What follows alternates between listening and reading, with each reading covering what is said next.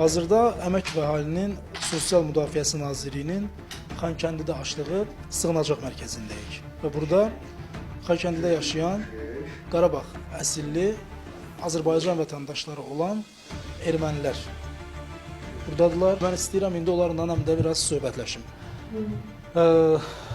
Salam əleykum. Əleykümə 5 artıq.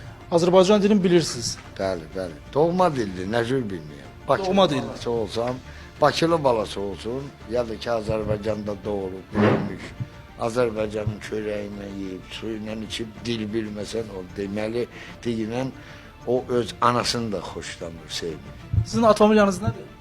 Mənim adım, familiyam, əsl adım Kamal idi, indi dəyişəcəm, əli yoxdur. İndi Kamo, Hayrabican Kamo Eduardoviç. Harada doğulmusunuz? Doğulmuşam, dünyanın ən qəşəng şəhərlərdən biri Bakı. Burada şəraitiniz necə? Şükür Allah. Biz razıyıq. Qoy Allah da razı olsun. Həmi bizdən, həmi cəmaat rəhbərlikdən ki, qadınlardan ki, öz evlərini qoyub gəlirlər bura, uzun yol, yorulmuş, gəlirlər qabağımıza çörək qoyurlar, yer, hər şey, məsəl üçün də o pastelizan,